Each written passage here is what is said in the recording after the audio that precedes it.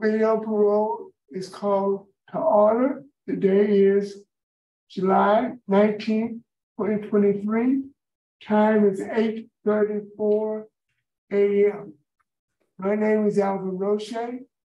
To my right is Ms. Bonnie Jackson, and to my left is Mr. Pete Freeman. We are located at DOC headquarters in Baton Rouge, Louisiana, with the staff at headquarters. Please introduce yourself. And I will shoot on favor. Our first remote location is Ascension Parish Jail. With the staff at Ascension, please introduce yourself. Sergeant Whittington with Ascension Parish Prison Transport. Thank you, Sergeant. We're ready for our first case. With the offender, please introduce yourself. My name is Kez Gipson. Mr. Kez Gipson. Good morning. You heard the introductions. We're here for a revocation hearing. Is that correct? Yes, sir. And I see that we have your attorney. Will your attorney please introduce yourself for the record? Good morning, members of the board. My name is Lindsay Bluen. I am Mr. Gibson's attorney with the Manasseh Law Firm. Thank you, Ms. Bluen. At any time during the hearing, if you'd like to supply information or advise your client, you may do so. Just let us know. Thank you. And would you reserve your remarks until the end of the hearing? I would like to reserve until the end. Thank you. Okay. But at any time you see fit to interject information, you may do so. Thank you. Mr. Gibson. Yes, sir. Do you have a parole revocation questionnaire in front of you? Yes, sir, I do. Okay. Is all that information correct? Yes, sir. And is that your signature signed on May 25th, 2023? Yes, sir. Okay. So let's continue. Mr. Gibson, you're here for a revocation hearing because the parole board is conducting this hearing because you've been accused of violating the conditions of your parole supervision contract. I'm going to read the violations. You have an option to plead guilty, guilty with a statement, not guilty with a statement. Do you understand those options? Yes, sir. The first violation, condition number 4. You were arrested by the Ascension Parish Sheriff's Office and placed in the Ascension Parish Jail on November 26, 2022 for the following charges: domestic abuse, aggravated assault, child endangerment, possession of a firearm by a person convicted of certain felonies, disturbing the peace, violent and tumultuous manner, disorderly conduct. On May 8th, 2023, in the 23rd JDC, you pleaded guilty to illegal carrying of a weapon. You were committed to parish prison for 6 months with credit for time served. How do you plead? I had pleaded guilty to a misdemeanor, illegal carrying of a weapon charge. So you plead not guilty to everything except the carrying, illegal carrying of a weapon. Is that correct? Yes, sir. The other charges had got dropped to the misdemeanor charge. Okay. Condition number 5. In condition number 5 states that you should not possess or control a firearm or a illegal weapon. Do you understand what condition 5 says? Yes, sir. So condition 5 has the same verbiage as condition 4. Word by word, it is the same verbiage. How do you plead to having a firearm or an illegal weapon? Not guilty. So 1 second.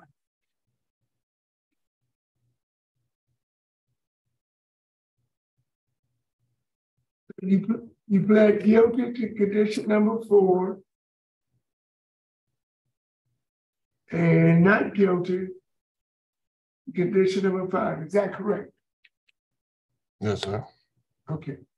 And we understand that the other charges were dropped. Yes, sir. Okay. Now, do you want to make a statement or do you want your attorney to address the board on the mitigating circumstances of your pleas?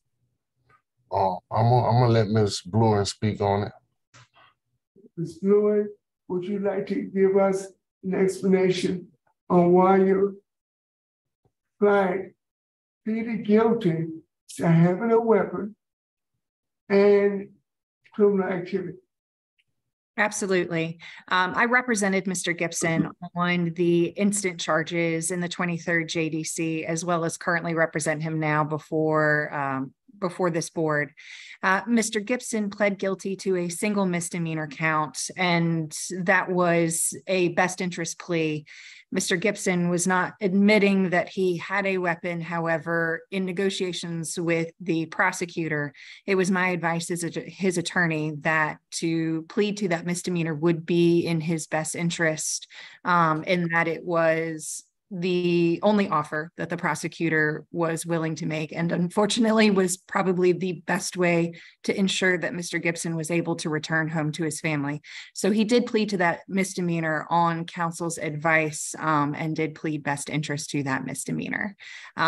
The other charges were dropped by the district attorney's office in large part due to the affidavits which were provided in this case, which we provided to the hearing officer during the preliminary hearing and should be a part of the hearing officer's packet of information. There were affidavits executed by Mr. Gipson's girlfriend, as well as her daughter, who were both witnesses to the instant offense, as well as Mr. Gipson's father. The vehicle in which ammunition was found, no weapon was ever found in this case, in which ammunition was found belongs to Mr. Gipson's father, and his father executed an affidavit alerting the prosecutor's office to that. Additionally, his girlfriend and her daughter also executed affidavits letting the prosecutor's office know that their initial statements to police were in fact not truthful.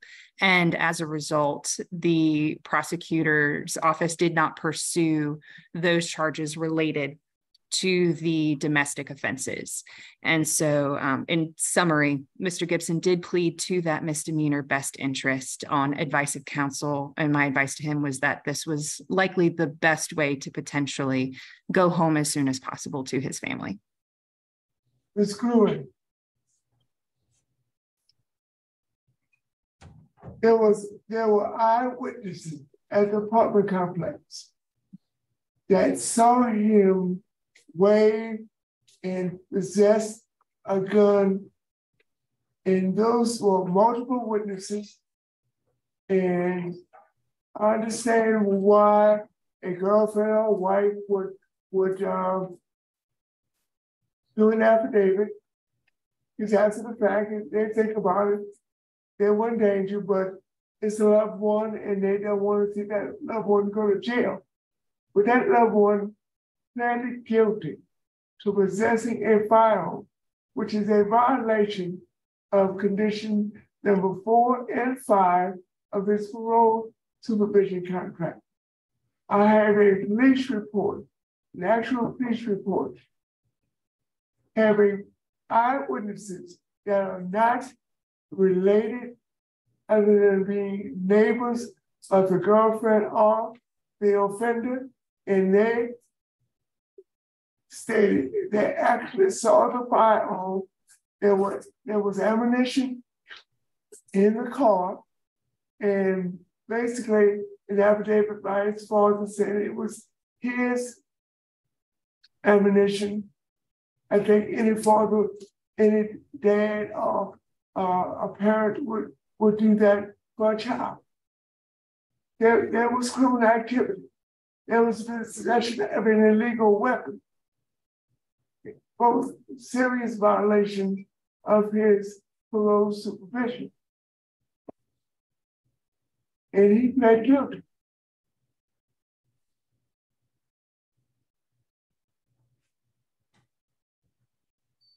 And as far as I'm concerned, and I'm presenting the case, and my colleagues may have a different view of it, but he's in violation of his supervision. A very serious violation. Any further questions? Oh, sorry. Ms. Clue, would you like to make a statement, or would you like your client to make a closing statement and you have the last one? I believe Mr. Gipson requested that I make his closing statement for him. If is that correct, Mr. Gipson? You'd like me to close? Yes, ma'am, you can.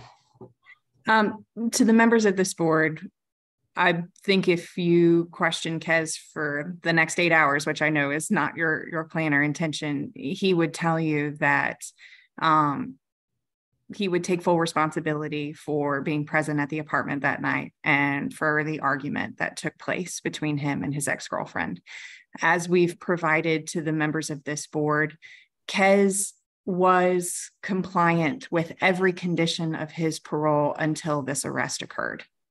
He has a good job and he was an excellent employee. His construction manager, Mr. Johnson, has held his job open during the entirety of Mr. Gipson's incarceration during this period because of the fact that he is one of his best employees and also that Kez supervises other employees. He has that job at Mosaic to return to if your honors do not revoke his parole. He was compliant with every condition his parole officer set. I've spoken with her multiple times, and she explained that Mr. Gipson and she never had any issue. He is somebody who she believed was doing everything that he needed to do on parole. And I do not say all that to take away from the seriousness of the allegations, but I do wish to express to this board that Mr. Gipson was compliant with every condition before, has a good job waiting for him still if this board does not revoke him. His parents are present with me today in this office in full support of him and have a plan for him for release if this board does not revoke. That would involve housing and would involve residency with them. So that way he does not return to any sort of domestic situation with this ex-girlfriend.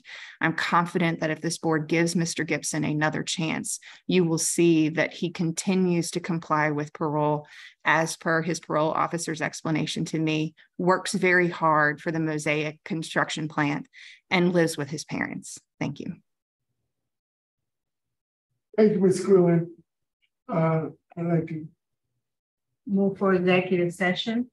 I have a motion on the floor in the executive session to discuss confidential matters.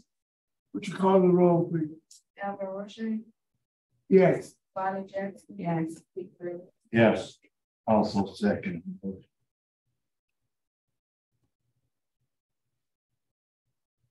And Mr. Gibson, we're gonna take a minute or two to discuss confidential matters, and then we will return, okay? Yes, sir.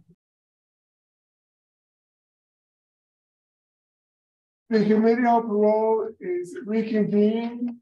Time is 8:54. Is the panel ready to vote? Mr. Gibson. Yes, sir. There is no doubt in my mind that you were in possession of a firearm that day. It is a clear violation of condition number 4, condition number 5 of your parole supervision. You're a very intelligent young man. Thank you. You have a good job. Yes, sir. You're a supervisor. Yes, sir. Next time, use a little common sense. Yes, sir. You knew you should not have in possession or control of any gun, knife, or anything that could be considered a dangerous weapon. Yes, sir. It does not only include firearms, it includes everything that's considered to be a dangerous weapon. Yes, sir. Based on your guilty plea to illegal carrying of a firearm, I'm going to revoke your supervision. Ms. Jackson? All right, Mr. Gibson, while I believe that you were in possession of a firearm, I think it's mitigated by the fact that you had been in compliance with conditions of your supervision, you're working, supporting yourself. My vote today would be to do not revoke, to return to supervision at conditions that you enroll in and complete a 26-week domestic violence program, and that you have no contact with the victim until that class is complete. Yes, ma'am. Thank you, Ms. Jackson. Mr. Freeman? Mr. Gibson, Yes, sir. I understand your attorney saying it was a best interest plea. All I can say is having a gun and pleading to a gun is never in the best interest of a parolee. That's the second worst violation you can have. The other one's domestic abuse battery. So my vote today is to revoke. Oh. Mr. Gibson, you have received 2 votes to revoke your supervision. 1 vote, do not revoke. Your supervision has been revoked. That concludes our business at Ascension Parish Jail. Time is 8:57. Thank you, Sergeant. Have a good day.